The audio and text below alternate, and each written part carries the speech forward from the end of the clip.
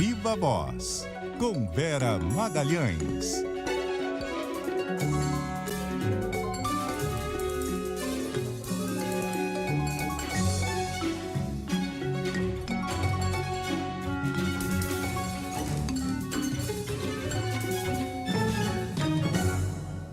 Olá, boa noite a todos. O Viva Voz está no ar, são 6h04. A gente traz notícia, informação, análise, bastidor, tudo ao mesmo tempo agora no Brasil e no mundo. Boa noite, Carol Moran. Oi, Vera, boa noite para você, de novo também para os ouvintes. Noticiário ainda muito carregado na Venezuela e aqui no Brasil alguns indicadores econômicos, né? Alguns indicadores econômicos, a qualquer momento pode sair a decisão aí do cupom. A gente vai trazer isso aqui também ao longo da programação. Hoje tem ponto de vista com Pablo Hortelado, então você senta, toma um café, toma um chá, o que você quiser, sintoniza a TV muda nas Olimpíadas e o rádio ou a internet aqui no Viva Voz, que a informação é garantida. A gente começa justamente como a Carol falou, porque a Venezuela continua dominando o noticiário. Hoje Nicolás Maduro falou, fez um pronunciamento. E a gente está com a nossa correspondente em Caracas, Eliana Jorge, na linha. E ela vai trazer essas informações para a gente. Boa noite, Eliana. Boa noite, Carol. Boa noite, Vera, e a todos. Eliana caiu, será? Perdemos a Alô? conexão. Voltou. A gente tinha perdido. Alô? Oi, Eliana, pode falar. Sim. Pois é, Nicolás Maduro foi hoje ao Tribunal Supremo de Justiça para apresentar um recurso frente à sala eleitoral com a finalidade, segundo ele, de que esse máximo tribunal esclareça toda a questão relacionada ao anúncio do Conselho Nacional Eleitoral que declarou Maduro como ganhador das eleições. O recurso foi recebido pelos juízes e em breve, nos próximos dias, haverá uma resposta do Tribunal Superior de Justiça daqui da Venezuela. Maduro, agora há pouco, convidou a imprensa internacional para uma coletiva de imprensa. Ele ainda está falando e ele disse também que quer continuar o caminho que o Chávez traçou, né? O Hugo Chávez, que é o pai político de Nicolás Maduro. Mas se o imperialismo norte-americano e o fascismo nos obrigar, ele não titubeará em chamar o povo para uma nova revolução com outras características, essas, segundo ele, ainda mais radicais. Maduro também acusou Maria Corina Machado de ter as mãos manchadas de sangue. Segundo Maduro, ela é responsável pelas mortes dos últimos dias em decorrência dos protestos que se desataram aqui no país após o tribunal, o Conselho Nacional Eleitoral ter anunciado Nicolás Maduro como presidente eleito, sem, no entanto, ter apresentado as atas. Maduro reiterou que essas atas de votação em breve serão apresentadas, porém não deu data, e ele disse também que aconteceu também que o Elon Musk, o milionário, o bilionário, na verdade, ele mandou uma mensagem por Twitter ao Nicolás Maduro, falando que poderia agredir Maduro. E o Maduro disse, então, respondeu que Elon Musk está assustado e que ele é um criminoso. Por sua vez, o Tarek William Saab, que é o procurador-geral da República, informou que o Ministério Público tem registro até o momento de 1.062 prisões durante os protestos dos últimos dias. E depois desse anúncio das eleições de domingo, Sabe também acusou a extrema-direita de simular assassinatos e simular situações puníveis, como sujar as pessoas com ketchup para criar uma impressão de violência. Carol, Vera. Gente, ketchup é demais. Eliana, muitos países estavam aí se fiando no fato de que o Centro Carter, que é uma instituição independente, mandou observadores para Caracas para acompanhar as eleições e que quando saísse o relatório desse instituto, balizariam aí a sua resposta ao que houve. E agora, finalmente, o Centro Carter se manifestou, soltou aí um texto a respeito. O que eles disseram? Pois é, o Centro Carter é um dos poucos organismos que estava aqui no país observando a eleição presidencial, saiu da Venezuela nesta terça-feira. E já fora do país, o Instituto, então, decidiu divulgar um comunicado na noite também de terça-feira, informando que a eleição presidencial daqui da Venezuela, em 2024, não se adequou aos parâmetros e padrões internacionais.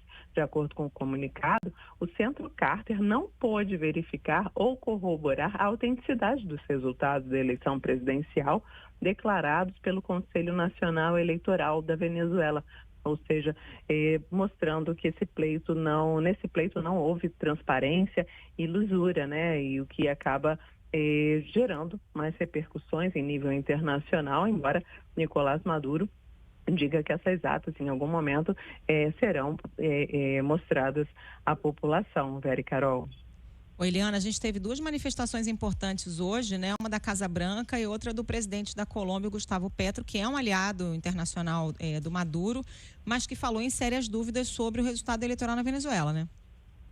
Pois é, o Petro, que é um grande aliado aqui do Maduro, ele era um dos poucos que ainda não havia se pronunciado, e ele afirmou que há dúvidas em torno desse processo eleitoral venezuelano que pode sim levar o povo a uma profunda polarização violenta com graves consequências de divisão de uma nação que se soube se unir muitas vezes na sua história. Ele convidou, inclusive, o governo venezuelano a permitir que as eleições terminem pacificamente, permitindo, então, uma contação desses votos, das atas e também a supervisão por todas as forças políticas do país e também uma supervisão internacional profissional. Segundo ele, assim a tranquilidade pode chegar, a violência parar e, enfim, resolver essa situação. E ele propôs respeitosamente chegar, então, a um acordo entre o governo e a oposição que permita o máximo respeito pela força perdida nas eleições. O Petro também, ele fez um pedido ao governo dos Estados Unidos para que suspenda os bloqueios e sanções e decisões contra cidadãos venezuelanos. E, segundo o Petro, o bloqueio é uma medida anti-humana que só traz mais fome, mais violência do que já existe e promove o êxodo em massa de pessoas. Por sua vez, os Estados Unidos advertiram que sua paciência já está acabando e que a autoridade eleitoral da Venezuela deve mostrar essas atas com detalhes.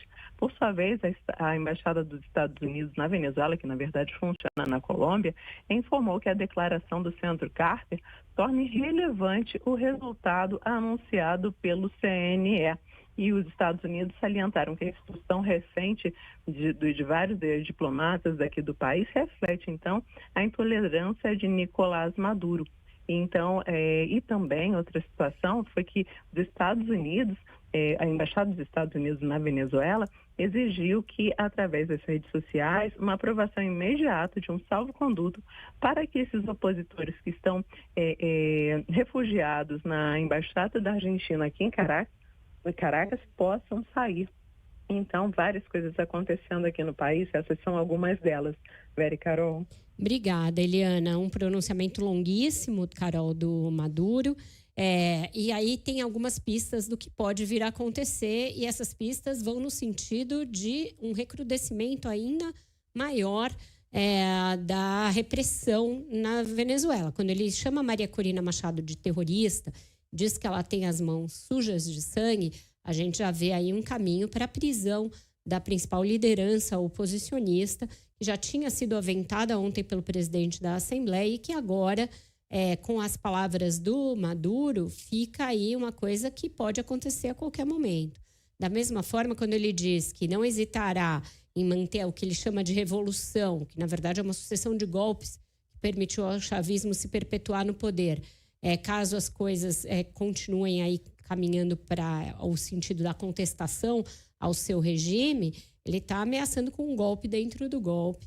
E aí a gente pode ter realmente muita violência, porque a gente sabe que ele criou grupos paramilitares altamente armados, além de ter aumentado muito os destacamentos das próprias Forças Armadas, e que então essa milícia e o exército de Maduro podem ainda mais recrudescer a violência a quem tenta questionar o resultado da eleição. Então, é um campo minado a Venezuela e o Brasil pisando distraidamente nessas minas, se enrolando junto com o Maduro. A gente vai trazer já a repercussão dos políticos brasileiros, mas antes disso a gente continua em política externa, porque a Samantha Klein vai trazer para a gente os detalhes da conversa de ontem do Lula com o Biden. Ele falou a esse respeito e disse sobre o que eles falaram.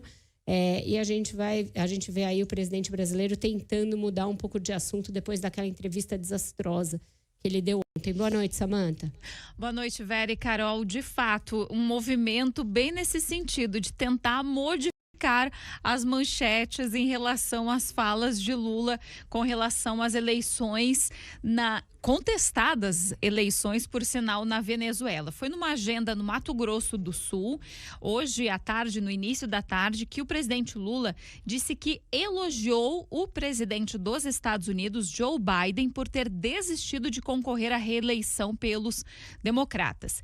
Ontem, Lula fez uma ligação de cerca de 30 minutos, conversou, portanto, com Biden, e ele disse o seguinte, que resolveu falar não somente de Venezuela, onde não deu detalhes, mas que era importante parabenizar Biden. Conversamos e aí eu resolvi conversar com ele sobre as eleições nos Estados Unidos. E eu comecei reconhecendo o seguinte, eu falei, presidente, eu queria que o senhor soubesse o que eu penso da sua atitude. Um homem, para tomar a atitude que o Biden tomou, de desistir de ser candidato a poucos meses das eleições, em função de algum problema que só ele sabe o que tem, não sou eu, é preciso ter muito caráter, muita dignidade, ser muito ético e gostar muito do seu povo. Foi o que ele fez. Vera, Lula também disse que ambos conversaram bastante a respeito das eleições na Venezuela. Vale lembrar que é um resultado aí muito contestado por diversos países, pelos Estados Unidos, por vários países da América Latina, também da Europa. E essa vitória aí de Maduro contestada, ela é, inclusive, novamente reivindicada através das atas, que elas sejam apresentadas. A Casa Branca, mais uma vez, fez essa reivindicação hoje. A manifestação ocorreu num evento de sanção da Política Nacional de Manejo Integrado do Fogo. Segundo o INPE, o Instituto Nacional de Pesquisas Espaciais, de janeiro a julho deste ano foram registrados 4.696 focos de incêndios no Pantanal. Lula fez um primeiro sobrevoo desde o início dessa crise. Vale lembrar que estamos falando em recorde de queimadas. É o maior número de focos registrados pelo INPE desde o início da série histórica, lá em 1998. A região também enfrenta aí uma crise hídrica. Portanto, ele não foi questionado a respeito de Biden, mas resolveu falar ali no meio das conversas, dizendo que o mundo inteiro se envolve, se mete na política do Brasil com relação ao Pantanal, à Amazônia, mas que o Brasil sabe o que faz e que nesse contexto aí colocou essa ligação com Biden. Obrigada, Samantha, pelas suas informações. É claramente uma tentativa do presidente de sair das cordas, depois que, inadvertidamente, numa entrevista, ele trouxe à baila a eleição da Venezuela, quando questionado, é verdade, de um modo muito enviesado, dizendo que tudo estava normal, que a imprensa tentava transformar o episódio na Terceira Guerra Mundial e praticamente dando a entender que faltava pouco para que o Maduro fosse reconhecido. Claramente, nesse telefonema, ele procurou extrair a parte positiva, a parte em que ele e o Biden, dois estadistas, trocam conjecturas ali, considerações a respeito do gesto do Biden, que ele considerou de um estadista, de alguém que ama o seu povo. Mas é óbvio, diante da forma como a Casa Branca está conduzindo o tema Venezuela, que houve uma divergência nesse assunto, se o Lula, para o Biden, foi tão sincerão quanto ele foi na entrevista de ontem. Se ele falou para o Biden, olha, tá tudo normal e a imprensa que está transformando na Terceira Guerra Mundial, certamente houve um ruído e um curto-circuito aí nessa comunicação. Então, ele extrai do telefonema a parte que lhe é positiva para justamente tentar tirar do foco a entrevista de ontem. Foi mais ou menos o que fez o ministro das Relações Institucionais também, Alexandre Padilha, um dos vários políticos que trataram da eleição na Venezuela nesta quarta-feira, ou mesmo ontem. Quem vai trazer um apanhado do que os políticos estão falando e para que direção esse vento está soprando é a Milena Teixeira, também de Brasília, que vai compilar essas declarações dos políticos brasileiros. Boa noite, Milena. Boa noite, Vera. Boa noite, Carol. Boa noite para os nossos ouvintes. Pois é, Vera, o ministro das Relações Institucionais, Alexandre Padilha, ele se manifestou também. Ele disse que o Brasil tem uma postura firme e não precipitada diante da crise política que atinge aí a Venezuela. Durante a entrevista ao programa oficial Bom Dia, Ministro, ele afirmou que o país deseja aí que o país vizinho esteja em paz, sem conflitos, para que todo mundo se dê bem na economia, porque quem ganha mais é o Brasil. De acordo com o ministro, Vera, o presidente Lula mantém uma postura correta acerca do conflito regional ao não se precipitar em fazer manifestações a favor de nenhum lado. Vamos ouvir. Quando o presidente Lula fez a expressão dele ontem, ele primeiro falou o seguinte, eu só vou me pronunciar sobre o resultado das eleições quando tiver ata. Você tem uma ata, o Brasil tem tido essa postura desde o começo, não se precipitou em fazer qualquer manifestação de um lado ou de outro, pelo contrário, tem tido uma postura firme, inclusive junto com outros países, como o México, a Colômbia, o próprio diálogo com o presidente Biden ontem foi nesse sentido. Você precisa se pronunciar, você vai falar qual que é a avaliação que você tem sobre as eleições quando você tiver uma ata. O PT tem autonomia, viu, Magno? Até por ser o presidente Lula uma pessoa democrática e por defendermos a democracia, os partidos têm autonomia. Pois é, Vera. O ex-ministro da Casa Civil e ex-presidente do PT, José Dirceu, também se manifestou. Ele afirmou que a eleição na Venezuela, que reelegeu aí Nicolás Maduro, foi segura e inviolável. Nas redes sociais, Dirceu reconheceu Maduro como vitorioso e comparou aí as alegações de fraude feitas pela oposição e também pela comunidade internacional, aquelas feitas pelo ex-presidente Jair Bolsonaro, pelo ex-presidente Donald Trump e pelo ex-deputado Aécio Neves, quando foram derrotados. Dirceu afirmou que o discurso de desconfiança das urnas foi suscitado pela oposição e que os votos impressos garantiram a confiabilidade do pleito, apesar de as atas de votação ainda não terem sido divulgadas. Além disso, ele afirmou, nas palavras dele, que precisamos aguardar a conferência das atas e não dar razão à oposição, muito menos às manifestações violentas. Agora, teve também integrantes do governo, a ministra do Meio Ambiente, Marina Silva, que destoou um pouco aí desses políticos mais ligados ao PT, né, e também do presidente Lula. Em entrevista ao portal Metrópolis, ela disse que a Venezuela não se configura como uma democracia. Nas palavras da ministra, um regime democrático pressupõe que as eleições são livres, pressupõe que os sistemas são transparentes, pressupõe que não há nenhuma tentativa de perseguição política ou tentativa de inviabilizar com que os diferentes segmentos da sociedade tenham o direito de pleitear e chegar ao poder. Apesar de divergir aí da opinião de Lula, a ministra elogiou a postura do governo. Ela disse que o Brasil está muito correto quando diz que quer ver o resultado eleitoral, as atas, os mapas. Quem também divergiu de Lula foi um recém-filiado aí do PT e também líder do governo lá no Senado, o senador Randolfo Rodrigues. Ele disse aí em entrevista à CNN que a eleição da Venezuela foi sem idoneidade.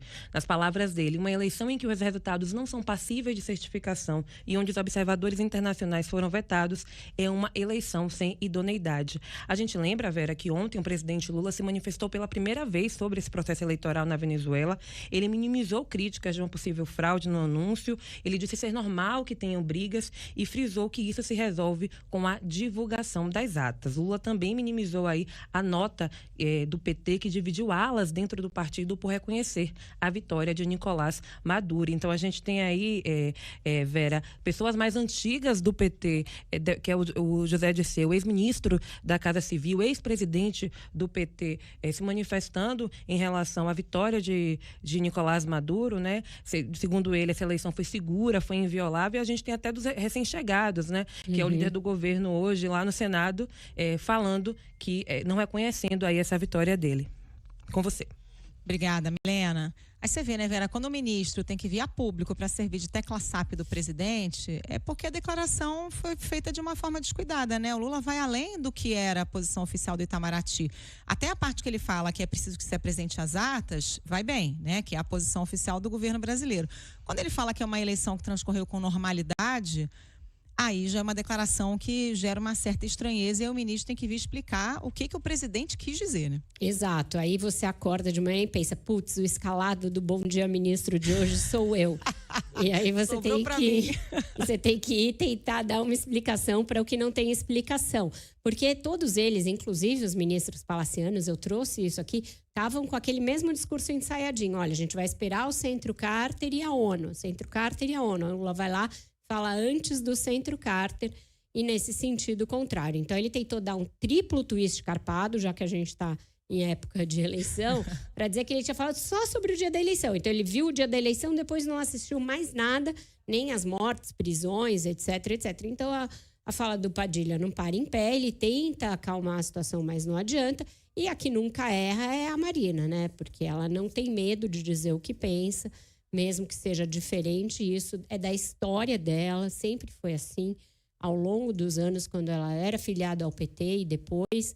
E ela tem uma retidão de pensamento muito interessante, assim, porque ela traça ali os limites nos quais ela vai e não vai, e aí com isso ela não precisa fazer esse samba e sei lá, dessa ginástica retórica que os outros tentam fazer para explicar o inexplicável, Carol. Vamos pro break? Vamos, depois do break do Repórter CBN, a gente tem o Pablo Hortelado fechando o bloco Venezuela com a análise dele. Vamos lá. CBN Ponto de Vista, com Pablo Hortelado.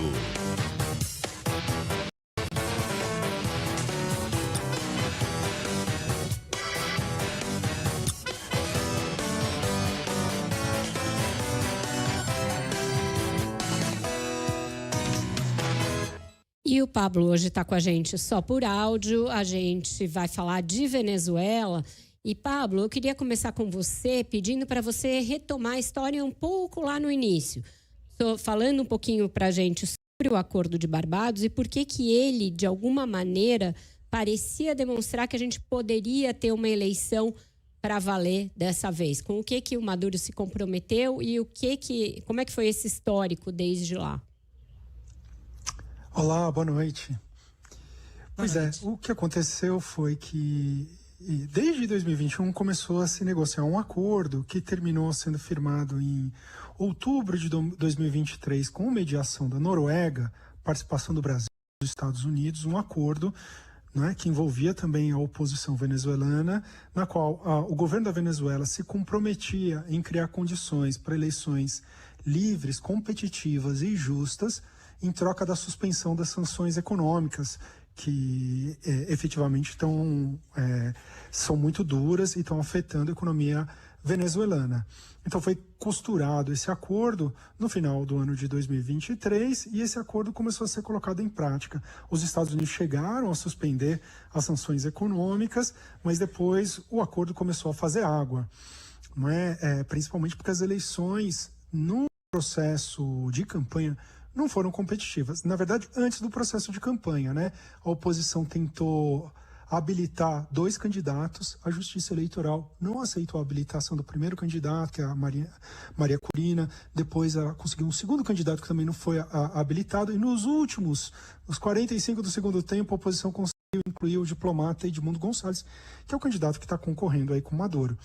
O Gonçalves não conseguiu organizar a sua campanha livremente, porque as pessoas-chave da campanha foram presos. Várias pessoas-chave da campanha foram presos. Os comerciantes que vendiam serviços para as caravanas e para os comícios, eles eram punidos e perseguidos pelo regime.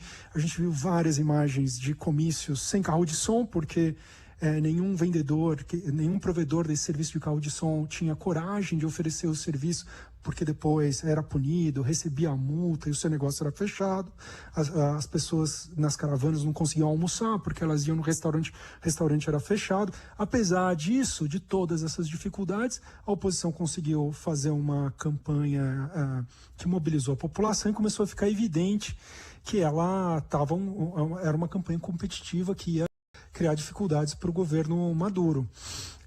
O governo venezuelano, então, ele suspendeu a participação de observadores internacionais. Esses observadores, eles constavam lá no Acordo de Barbados, né?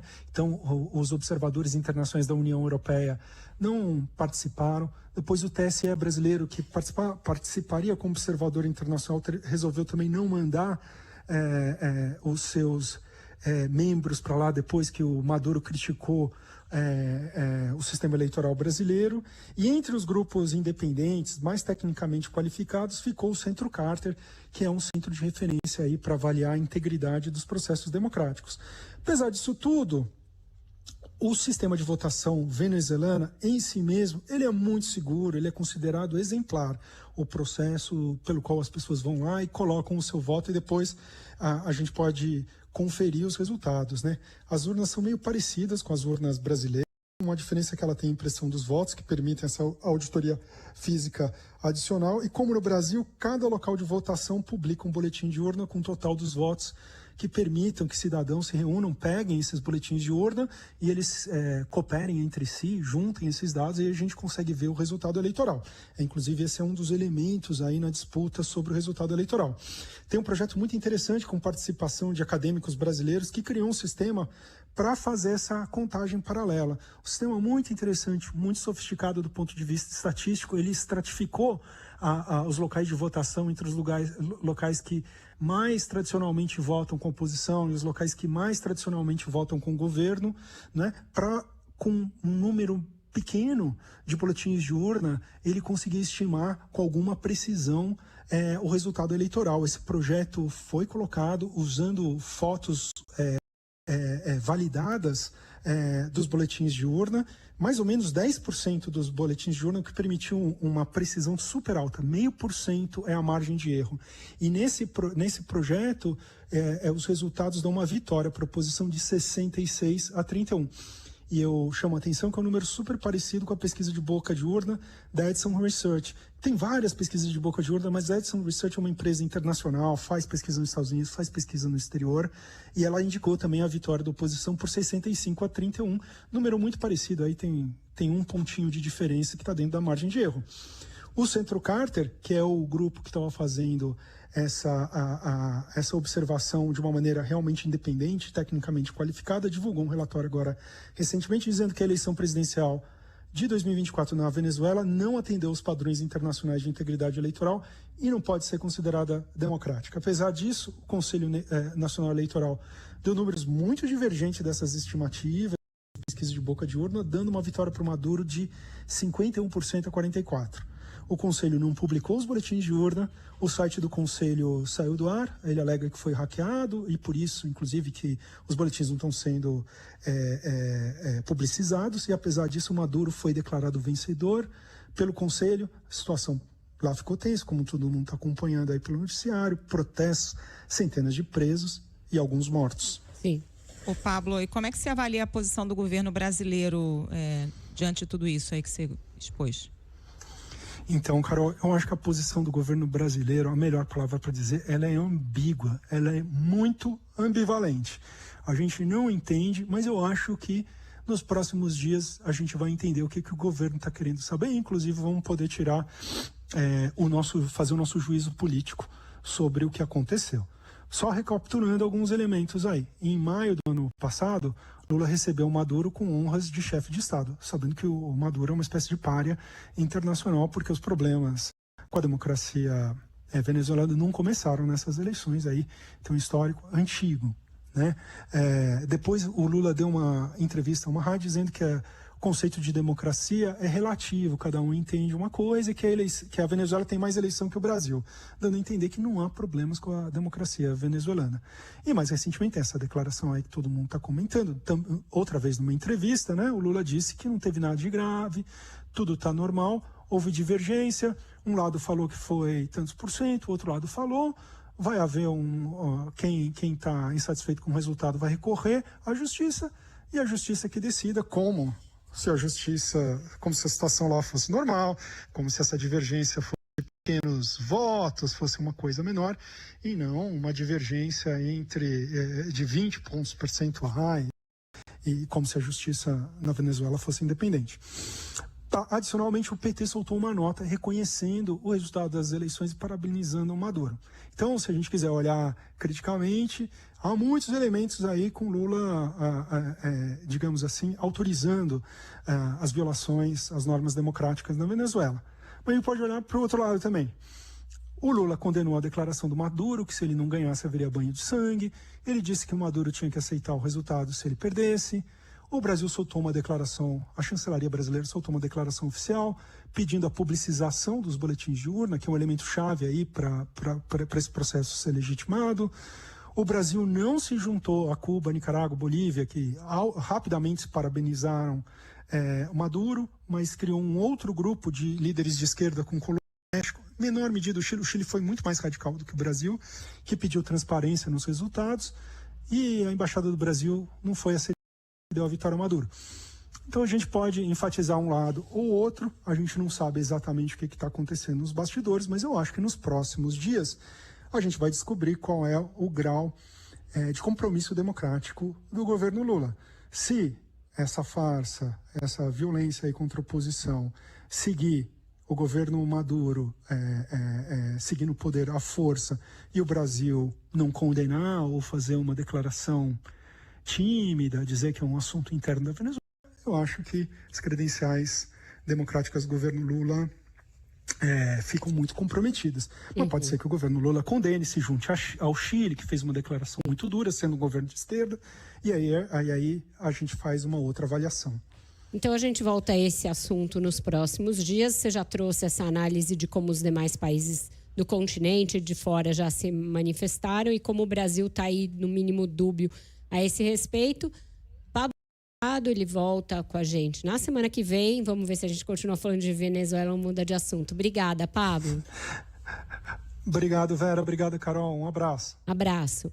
Bom, e a gente rapidamente já vai para Brasília, porque tem notícia, saiu o resultado do Copom e a Samantha Klein está na linha com a gente para dizer o que foi. E aí, luz branca, Samantha? Vera, olha, luz branca, mantido aí por unanimidade a taxa Selic em 10,5%, lembrando que essa é a taxa básica de juros da economia, lembrando que esta é a segunda vez em que os diretores mantiveram a Selic esse mesmo patamar. A última redução da Selic ocorreu lá em maio e a nota traz ainda o seguinte, que o comitê, de forma unânime, optou por manter essa taxa inalterada. Nesse texto, destaca-se que o cenário global incerto e o cenário doméstico marcado por resiliência atividade, elevação das projeções de inflação e também expectativas desancoradas demandam acompanhamento diligente e ainda maior cautela. Nessa nota, os diretores ainda escrevem: o comitê se manterá vigilante e relembra que eventuais ajustes futuros na taxa de juros serão ditados pelo firme compromisso de convergência da inflação da meta. Tem um dado importante por aqui também, Vera e Carol, que é sobre essas projeções da inflação feitas pelo Copom para o ano que vem. Para o primeiro trimestre de 2025, então, a gente tem aqui 2025 e 26. As expectativas de inflação para 2024 e 2025 apuradas pela pesquisa Focus encontram-se ali em torno de 4,1% e 4%. Já para 2026, a inflação se situa entre 3,4% no cenário de referência e 3,2% num cenário alternativo. Portanto, esse comunicado, ele traz ali essa vigilância, que é o que os próprios economistas de mercado já vinham trazendo, expectativa de manutenção da Selic em 10,5%.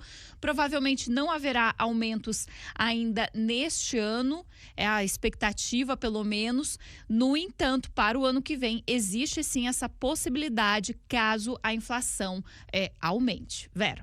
Obrigada, Samantha, pelas suas informações. Coincidentemente, o Fed, o Federal Reserve, o Banco Central Americano, também definiu hoje a taxa de juros e também manteve a taxa inalterada por lá. No caso de lá, são 8 já manutenções, não tem muito sinal de quando vai começar a cair os juros. Havia essa grande expectativa, ainda há.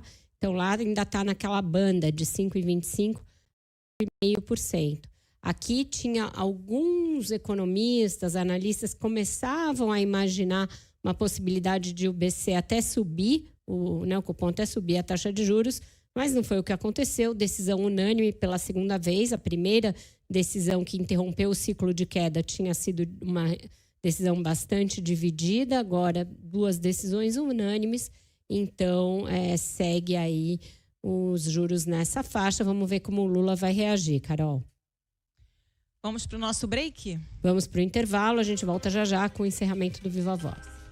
Estamos de volta com o Viva Voz e a gente agora vai retomar o assunto aí da macroeconomia, porque saiu o detalhamento dos cortes do orçamento, do congelamento do orçamento, né? Uma parte foi contingenciada, uma parte sofreu bloqueio e ontem a gente ficou sabendo quais foram os ministérios que mais sofreram com isso e quais os programas que mais perderam recursos, pelo menos momentaneamente.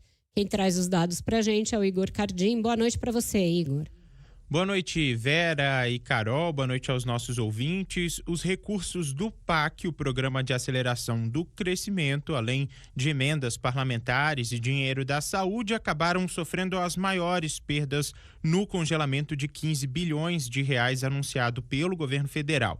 O detalhamento dos cortes mostra que somente o PAC, programa vitrine do governo Lula, teve 4,5 bilhões de reais congelados. Já a pasta da saúde foi a mais afetada da esplanada, com a perda de 4,4 bilhões de reais, seguido dos ministérios das cidades, que perdeu 2,1 bilhões de reais, e dos transportes com congelamento de 1,5 bilhão. Chama atenção ainda que as emendas parlamentares também foram afetadas pelo contingenciamento. O dinheiro que é utilizado por deputados e senadores para benfeitorias em redutos eleitorais teve um corte de cerca de 1 bilhão de reais. Mas o corte está concentrado nas emendas de comissão, que não são de pagamento impositivo, e um pouco em emendas de bancada. As emendas individuais utilizadas nas barganhas políticas foram poupadas. O governo precisa fazer esse congelamento de recursos para cumprir a meta fiscal deste ano, que prevê déficit zero. Há uma ligeira tolerância que permite um rombo de cerca de 28 bilhões de reais. Mas o Instituto Fiscal Independente, órgão de assessoria econômica do Senado, avalia que o bloqueio anunciado agora é insuficiente. O diretor executivo da IFE, Marcos Pestana, explica que o bloqueio precisava ser maior para garantir o cumprimento da meta e que, portanto, novos bloqueios devem ser necessários até o fim deste ano. Já retiradas as despesas de precatórios e do Rio Grande do Sul que estão excepcionalizadas, você teria que fazer um corte de 57, 58 bilhões. O governo fez um contingenciamento de cerca de 15 bilhões de reais. Não há mistério, não há como fazer omelete sem quebrar os ovos. Onde que a corda estoura? Nos investimentos. E esse é um problema crônico do Brasil. É importantíssimo ter essa visão do grau de estrangulamento e o drama do orçamento público brasileiro, que deixa muito pouco para investimento, que é o que constrói o futuro de uma nação. Vera, os órgãos atingidos pelo congelamento agora terão até o dia 6 de agosto para adotar medidas de ajustes e realizar o procedimento de indicação das programações e ações a serem bloqueadas. No bastidor do Planalto, interlocutores têm tentado pacificar a relação da ala política com a econômica do governo após o PAC ser o principal atingido pelos cortes. A equipe econômica se defende dizendo que não houve surpresas, porque todas as definições contaram com a participação do ministro da Casa Civil, Rui Costa. Vera e Carol. Um recado aí que não é por acaso, né, Carol? Olha, Rui Costa também participou dos cortes. A equipe econômica se ressente muito de ficar com o ônus todo de ter de fazer os cortes, anunciá-los e fazer com que eles sejam cumpridos, enquanto a ala política fica ali preservada e se não tomar conta, ainda bombardeando e tentando implodir a política econômica. Outro dia um ministro me disse, olha, o ministro Rui Costa precisa se apresentar à sociedade. Então tem aí essa briga que já é conhecida e essa pulga atrás da orelha por parte da equipe econômica de a Casa Civil sempre ficar ali preservada desses momentos de dar as más notícias. Já era previsto que o PAC sofreria com os cortes, o Lauro Jardim até tinha antecipado isso, que seria o programa em que os cortes mais incidiriam, e também que ele seria depois linear pelos ministérios, e que, portanto, aqueles que tivessem mais verba perderiam mais. Essa discussão sobre se é suficiente ou não, o mercado imaginava que pelo menos 10 bilhões fossem necessários. Se cortou 15, na época ficou bem ali. Esse número que o Pestana trouxe é um número bem maior. Seria impossível imaginar que o governo ia anunciar agora, no meio do ano, um congelamento de 50 bilhões de reais. Não eleitoral, né, Vera? Já está cortando PAC, está cortando verba na saúde, está cortando emenda. Não é exatamente uma decisão confortável, né? Exato. Tem um monte de gasto no Rio Grande do Sul também. Também não dá para a gente imaginar cenários impossíveis. E esse era um cenário impossível. A gente continua falando de economia, porque se as contas públicas preocupam, o emprego, a gente começou a ver ontem, é um dado que permite algum otimismo no discurso do governo. Ontem saiu o CAGED, hoje saiu a PNAD contínua. Quem traz os dados para a gente é a Mariene Lino, aí do Rio de Janeiro. Boa noite, Mariene, para você. Boa noite, Vera. A taxa de desocupação no país caiu para 6,9% no trimestre encerrado em junho de 2024. O índice recuou 1 ponto percentual em relação aos 3 meses anteriores, de janeiro a março. É o melhor resultado para um trimestre encerrado em junho desde 2014. Esses dados são da Pesquisa Nacional por Amostra de Domicílios Contínua, divulgada pelo IBGE hoje. A população desocupada, aqueles que procuravam por trabalho, caiu para 7,5 milhões de pessoas, com redução de 12,5% no trimestre e 12,8% no ano. Foi o menor número de pessoas em busca de trabalho desde fevereiro de 2015. A população ocupada atingiu novo recorde da série histórica, chegando a 101 milhões e 800 mil pessoas, alta de 1,6% no trimestre. A coordenadora de pesquisas domiciliares do IBGE, Adriana Berengui, disse que o número de trabalhadores empregados cresceu em vários setores, como comércio e tecnologia da informação. O crescimento do número de trabalhadores foi verificado em diversas atividades, sejam elas atividades onde o rendimento do trabalhador é maior, como também naquelas de menor rendimento. Tivemos expansão no comércio, nos serviços de tecnologia da informação e comunicação, a educação básica no setor público e também serviços prestados às famílias, né? Então, uma disseminação bastante importante das melhorias dos contingentes do mercado de trabalho. O número de pessoas dentro da força de trabalho, que é a soma de ocupados e desocupados, teve alta de 1,7%, chegando a quase 109 milhões e meio de brasileiros. A população fora da força chegou a quase 67 milhões, estável em relação ao período anterior. Entre os empregados com carteira assinada, o número absoluto de profissionais chegou a 38 milhões 380 mil, maior patamar da série histórica da PNAD contínua, iniciada em 2012. O professor de economia do IBMEC Rio, Daniel Souza, disse que essa melhora no mercado de trabalho já era esperada. Esse resultado divulgado pelo IBGE de queda na taxa de desemprego no segundo trimestre de 2024, na prática consolida um processo de melhora que tem acontecido ao longo dos últimos trimestres. O mercado de trabalho vem se aquecendo, você tem tido uma geração de emprego tanto no mercado privado quanto no setor público, e o aumento na demanda por trabalhadores faz com que a remuneração desses trabalhadores suba. Ou seja, a gente está falando de um resultado que não exatamente surpreende e que está em linha com o que a gente vinha observando nos trimestres anteriores, fazendo com que haja um processo de consolidação do mercado de trabalho com salários mais altos e também com uma taxa de desemprego mais baixa. Para fechar, o rendimento real habitual teve alta de 1,8% frente ao trimestre anterior e passou a R$ 3.214. Já a massa de rendimento real habitual foi estimada em 322 bilhões e 600 milhões de reais, também recorde da série histórica do IBGE. Vera. Obrigada, Mariene, pelas suas informações. É isso, Carol, o governo vai bater bumbo nesses dados do emprego. Tem razão para isso, ele vem muito bem desde o ano passado e o Lula e os ministros vão reforçar isso nessa busca que eles estão por retomar a avaliação do governo, por melhorar a imagem, etc. É só parar de bater cabeça no fronte internacional, se concentrar nos muitos problemas que o Brasil tem, que a economia brasileira precisa, que é isso que se espera do governo. Fechamos por hoje? Fechamos por hoje. Amanhã tem mais. Amanhã tem ginástica de novo, né? Então, vai ser um olho no Viva Voz e o outro nos aparelhos ali. Eu tô tenso. Então, vamos ver se essas medalhas vêm.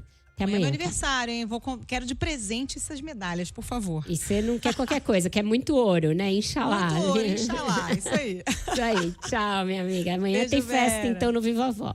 Isso aí, até amanhã.